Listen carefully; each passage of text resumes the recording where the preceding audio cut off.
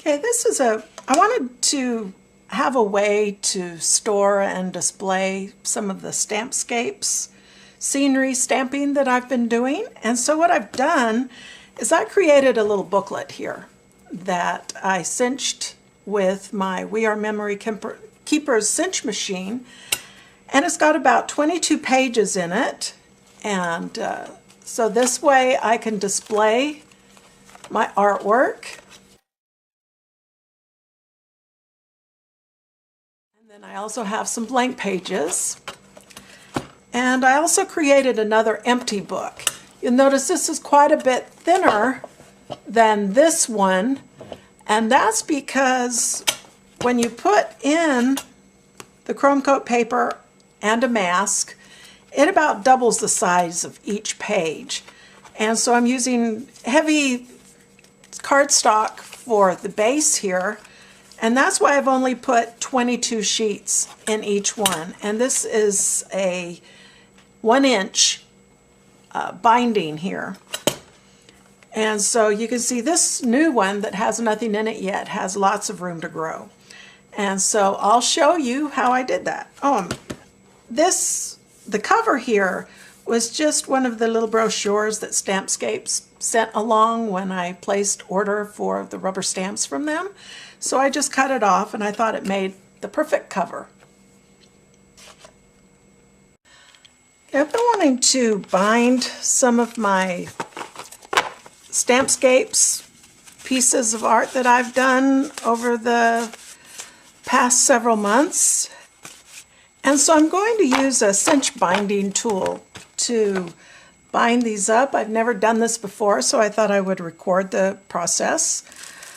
I want to bind on some heavyweight cardstock, and so I've cut a bunch of cardstock in half, and I'm using the Paper Studio heavyweight cardstock that you get from Hobby Lobby, and I've just cut it in half.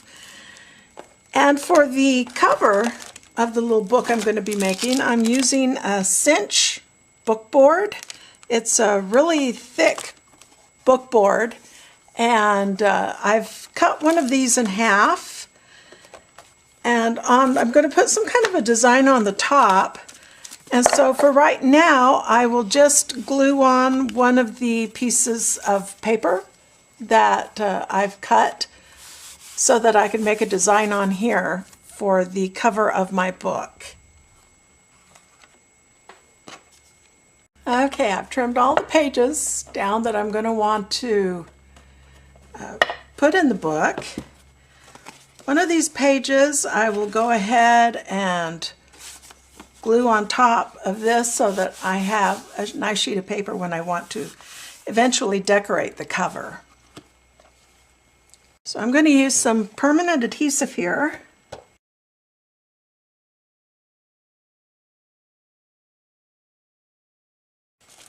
Next I'll bring my cinch tool in, and let's see, I'm zoomed out as far as I can get, but this is the cinch tool here. And I'm going to punch it first, and so I'm going to make sure that this is in its home position and all these punches are pushed in along here. And I'll release the handle here, and this just pops up. And I'm going to do my cover first. So I'm going to just slide this in here. Whoops, make sure that's in all the way. Slide it in until it's butt up against, and then punch the hole. And we've got the first set of hole punches. Now we're going to pull this lever out as far as it can go. And there's a little knob thing here at the side, and you're going to push this down so that it lines up with the hole that's right below it. So that's going to kind of hold the thing in place. And you look at this right here, the width of your page right here, mine happens to be 8.5 inches. It tells you which peg you need to pull out. So at 8.5, I'm going to have to pull out peg number 5. And so that is this one right here. So I'm just going to pull it out. Make sure this is pushed in all the way, and then punch. Then I got to release this little lever here at the side. Just lift it up. And I've got my cover punched out. Now I'm going to just punch out the rest of them. For my interior pages, I'm going to cut them about 4 at a time. And so I'll set this in, push the number 5 pin in, so that now all the pins along here, all these pins along here now are pushed in. So you always start with all these pushed in and this over as far to this way as you can. You punch the first, you pull this all the way out, you align that last hole with this pin and lock it into place. You pull out the pin here that is according to the width of your paper, and in this case we would do pin number 5, pull out pin number 5, put the paper in and punch it again, and that completes the punches. I'm going to punch 5 of these pages at a time.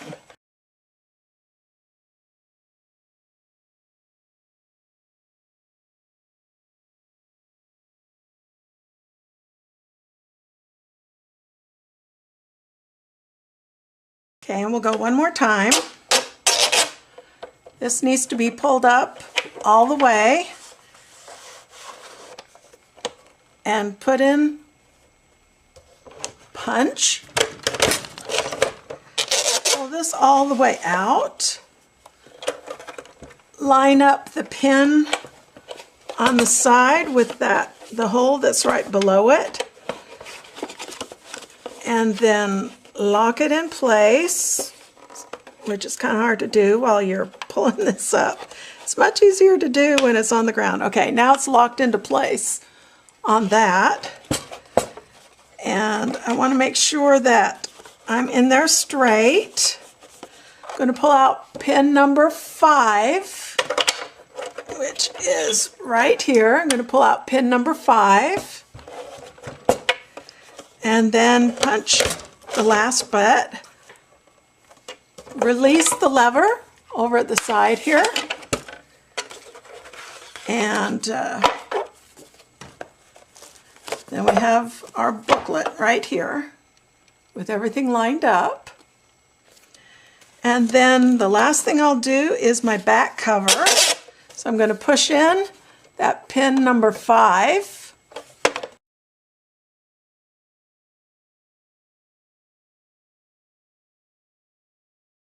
To empty out the punch, you just pull from the back this little thing and then just dump it in the garbage can.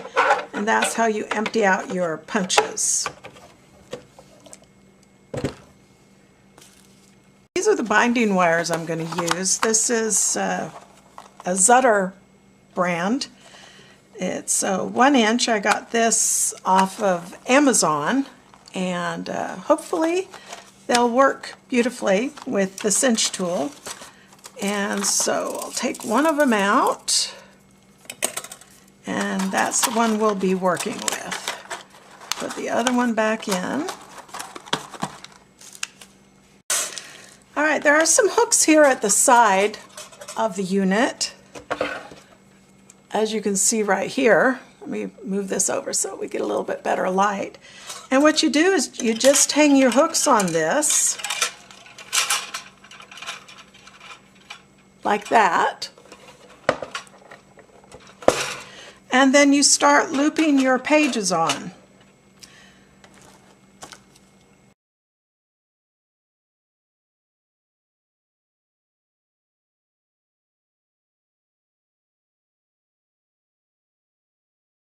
Okay, next we need to adjust for the wire size. In our case, we are doing 1 inch, And so let me zoom in here. Whoops, my wire's falling off here.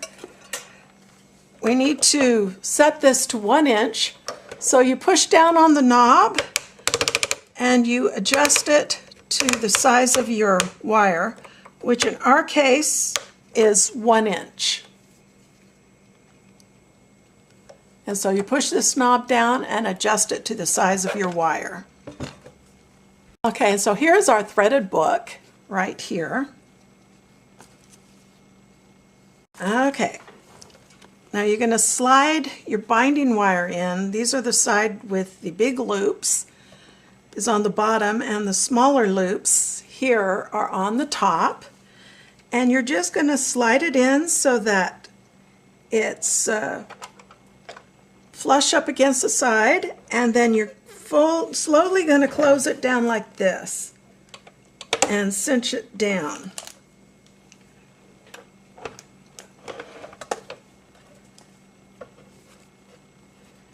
And I think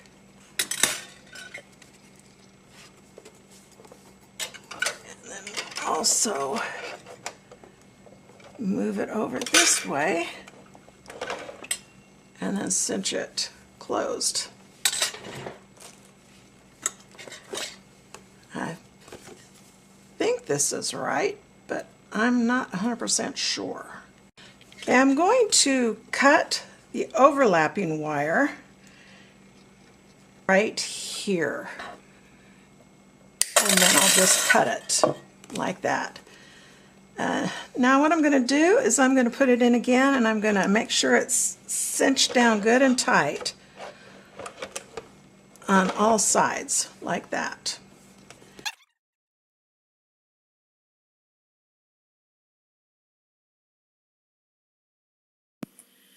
And this is the final book, and I hope you enjoyed the video.